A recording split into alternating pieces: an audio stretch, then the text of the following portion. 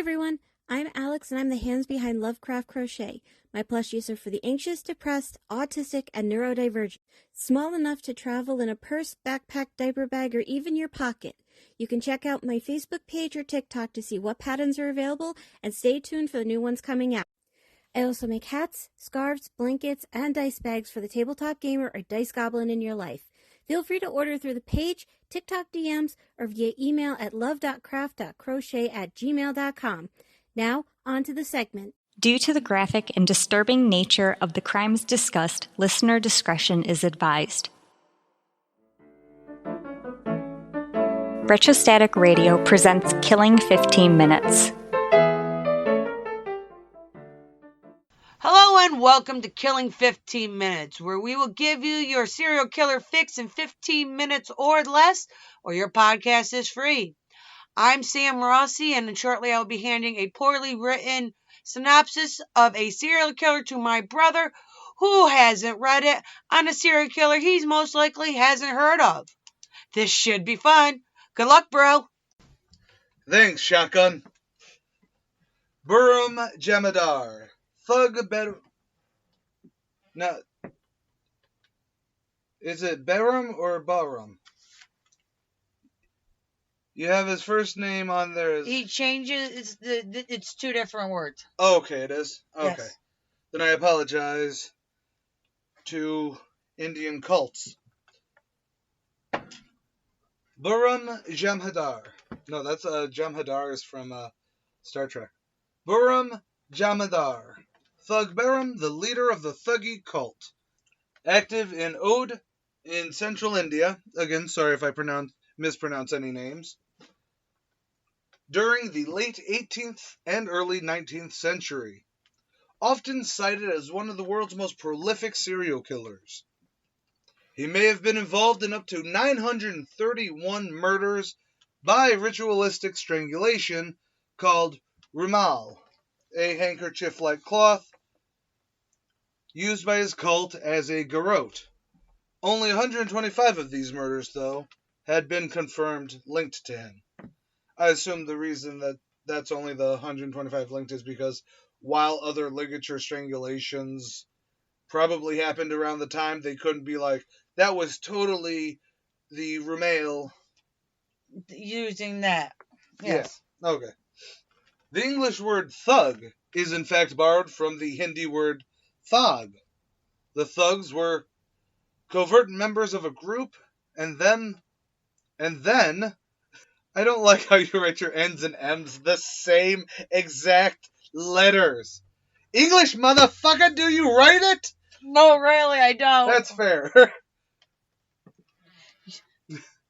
Anyways, the thugs were covert members of a group, and then Thuggee typically referred to any of deceitful or organized robbery and murder. That is as per Wikipedia. Because Sam can't just look at a dictionary. I'm kidding, don't look at me like that. I did not kick your puppy, stop that. Barum used a rumal, right? The line above the A makes it an A sound, right? That's the hard A sound. Yes, I think, yes. Barum used a rumal with a large medallion sewn into it, acting as a garrote to execute his victims. Sheer skill showed him wrapping his rumal so the medallion would land on the Adam's apple area, adding pressure to the throat when he strangled them. Barum was suspected of killing 931 people. James Patton, an East India Company officer working for the Thuggee and the Quaidi office. I get best way of describing it is kind of like a gang office. Oh, okay. In 1830s, wrote a manuscript on the Thuggee, quotes Behram as saying he had been present at 931 cases of murder, and I may have strangled with my own hands about 125 men, and I may have seen strangled 150 more. He was executed by hanging in 1840. And that was a one page, both sides. And now it's time for a massive discussion because Well, that was about 3 minutes. How much was it? 4. Oh, I'm sorry. After editing, it'll be 3 minutes. Now, I actually like the Thuggee cult, and a lot of people, when you say the Thuggee cult, they're going to think Indiana Jones. Yes. Temple of Doom. Yes. Kalima! That was what they would say when they ripped the heart out and then it burst into flames into his head. Brrr! Man, if we had video, that would have been funny. Yeah, it would have been great. But what to discuss? I should not have put that right next to the mic. Sorry for everyone who just heard my wonderful Arizona RX Energy. Not a sponsor. But boy, it helps. I will say that, well, first, I didn't actually realize the East India Trading Company or the East India Company was still around in the, I should have. The 1830s, because that's... Yeah. Or do I keep confusing the East one with the West one? Hold on. Let's look it up. Ask your gender nonconformist Siri. Seriously, though, that is the Brixby voice, I swear to God. But when it comes... It dissolved in 1874. Really? Yes. I mean, it still lasted like over 100 years, right? When was it founded? Founded in 1600. Damn. So we learned that today. Yeah. Today I learned corporations outlast most governments. Although technically it wasn't a corporation, but I would assume that it would actually fall under our definition, like, it would probably fall under the modern definition of a corporation, even though it technically wasn't a corporation because... It was more of a monopoly at the time. Well, yeah, it was a monopoly, but guess who gets to be monopolies? Individuals don't get to be monopolies, no matter how much Elon Musk tries. So... I should have used Jeff Bezos there. Because Amazon really is... Yeah, they're kind is really a lateral monopoly. But that is not a crime. Well, it is, but that is not a killing crime. that we know of. Oh, I'm pretty sure at least, we know several people have died because of the inactivity of Amazon, or the indifference of Amazon, at the very least. But anywho, so the Thuggee cult. I don't have a lot of understanding of the Thuggee cult. I don't understand it. I don't. It's your standard, the best way I think I can explain it, and everyone, I know you can be in the comments, please be in the comments and be like, no, that's a stupid way of explaining it. Because it probably is. Well, first off, it's more of a gang. That's actually why the Thuggee, like, no one turns around and uses, what the hell was that voodoo, the voodoo cult, it was like, Jean-Baptiste, whatever the hell his name was. But anyways, that's why thug has become term for pretty much just a hoodlum gangster, a goon. Okay, yeah. Because while it did have a religious lean, as most every, even gang does, we can just blame it on the man. No, we're not getting into that yet. There are still many gangsters alive that will not like that discussion. So, I would like not to be shot. At least being shot at's fine. I just don't like being shot. I agree. But anyways, so the Thuggee cult is almost, I think the best way to put it in a Western viewpoint would be the mob. Does that make sense? Yes. While there is a central figurehead, and there are little sects across India, they were ultimately more organized crime. Thuggees, most Thuggees were thugs. They would, it's almost cartel-like. Mm-hmm. Where there is a hierarchy,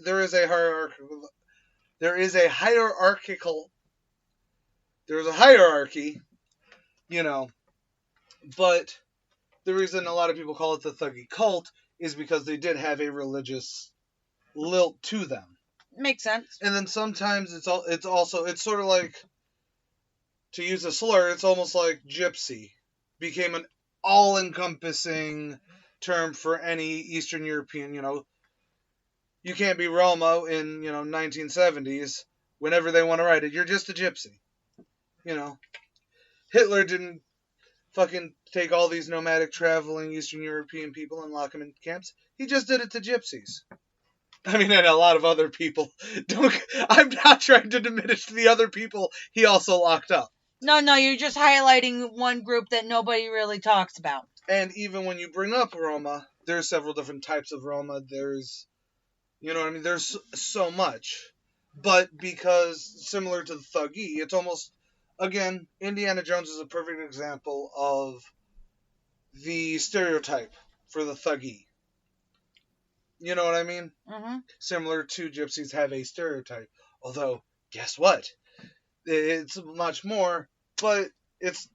Actually, that would be a bad example because it's not ethnic or even religious. It was Waco. Okay. Okay, and I know I'm bouncing around everybody, I'm sorry. I'm just trying to get it to... The best example is... Thuggies were thugs in the similar and a cult in a similar style to the Waco cult. Okay. That's also not really that big because while everyone was ready to ride and die for Luke Perry, that's a little Criminal Minds joke. I love that episode. Top 5. Although I swear there's another one that I wanted to see because I can't even remember who the hell it was. I want to say TBS or Paramount or something did a Waco mini event dramatization thing that was star-studded, and I cannot remember who, but I wanted to see it solely because of who they got to play Luke Perry. Why? David Koresh. David Koresh. Thank you. We are raising a little David Koresh. You should No, remember we that. are not. His charisma shall be used for good. Like JFK. Not for evil. Like JFK. But anyways. And I assume that this is one of those, the reason, because it's in the 1800s. Late 17th. Yeah. That really all we know about Behram, is what his white Elliot... The Elliot Ness to his Al Capone was. Does that make sense? That makes perfect sense. Because you got James Payton here.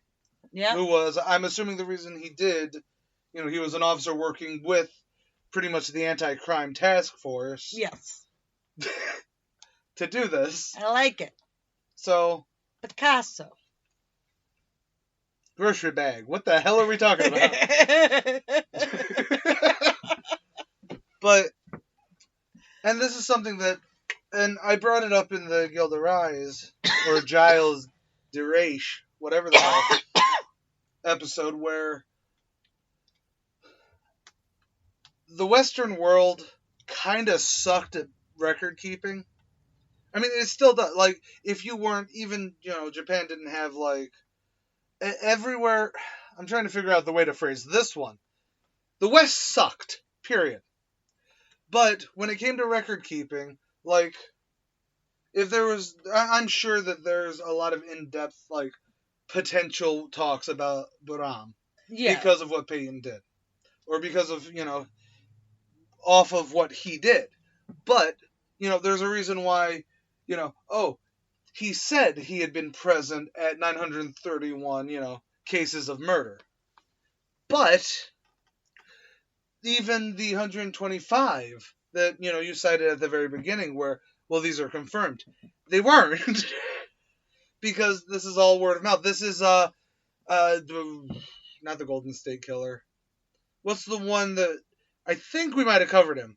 Where, you could only link it, they could only link him to, 4, but he's like, oh, I killed, 97 people. What the fuck are you guys on about? The numbers are probably hyperbole there, but... Yeah. But you know what I mean? I know what you mean, yeah. Suddenly, especially if you're a cult leader, and you want to bolster your numbers. You want it to be, oh, everyone loves me. Everyone does what I say. I've killed 100 people. They've killed 900 in my name. Sort of a thing. Or the name of whatever their belief is. Yeah. So, unlike Giles or Gillis or whatever his name is, where because he was an aristocrat who was, he was a political... he got into the political game. They did investigate as best as you really could. In the 1400s. And then we if you want to hear about that, go back to that episode, because I think we talk about how politics play a major role, especially in, looking back to a case 200 years old. Yeah. I believe that's part of it. Because you got white guys. What's that? I haven't listened to it in a while.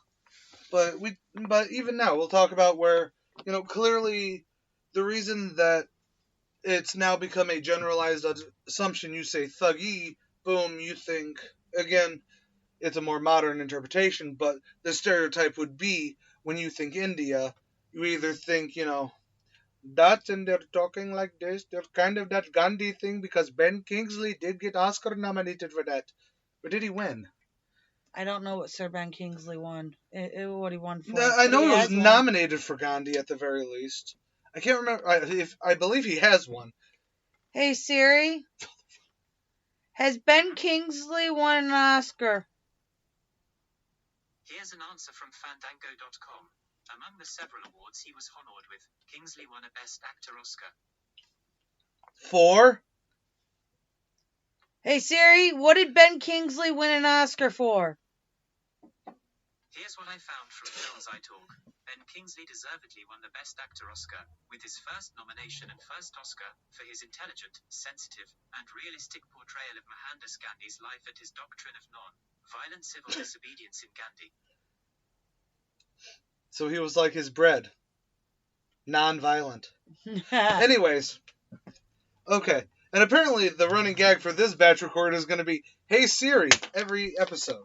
We're going to see about it. I'm hoping not. But you have and it is a Western brainium. That the Western think, where it's like, you either think the archaic rural Thuggee sort of person, or you think,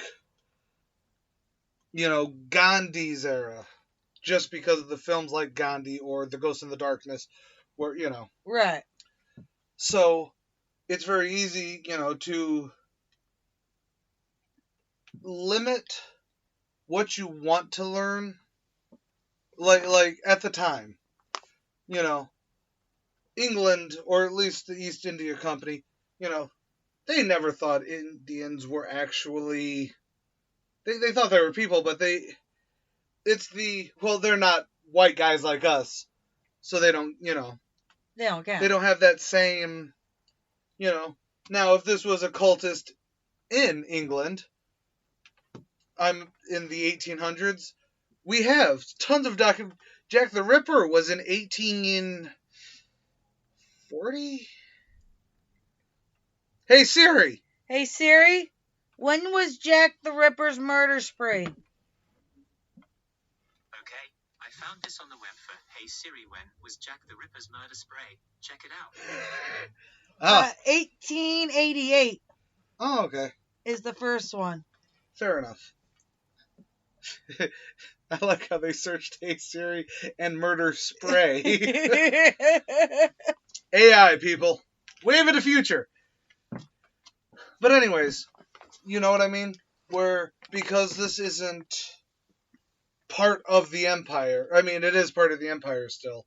India was, until Gandhi, part of the, United Kingdoms. Well, Britain with their colonies. When did the UK become the UK? I'm not entirely sure when the United Kingdom became the United Kingdom. Because, it was under the Tudors. Was it under? No. No, because... It was after... It was James II, King of the Scots. They already took over Ireland. But they weren't united. I don't know when Remember, Ireland was in the Troubles for a long time. They're still part of the Troubles, but they're still fall under United Kingdom. Anyway. No, they're the United Kingdoms and Ireland. And Northern Ireland. But you understand what I mean. It's not, they aren't part of the UK, because guess what? When you have to tack on and, that would be like the United States and Texas. Texas would not then be part of the United States. It would be unified under being part of the and. It's a +1 situation. All right, I invite you to the wedding. You and the other person weren't invited. You +1 was invited. I just pissed off a lot of people, didn't I? Yep, you're done. Say good night, Gracie. Good night, Gracie. Later, y'all.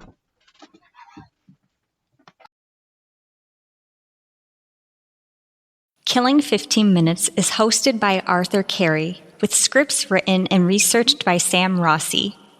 If you like this episode or want to stay updated on this series, consider following Killing 15 Minutes on Patreon or Retrostatic Radio on all major social media platforms. Good night and God bless. You're watching Retrostatic Radio. Wheel of Random is turn, turn, turn. Tell us the 15 minutes we shall learn. I'm Sam Rossi, writer and co-host of Randomly 15 Minutes, where the Wheel of Randomness gives me the topic and I write about it. I'm Megan Klodnicki, and I'm the host of Randomly 15 Minutes. I cold read what Sam writes and learn in real time about a random topic. You can find us on all major podcast platforms and YouTube. Follow us on Facebook at Randomly 15 Minutes to get more random facts.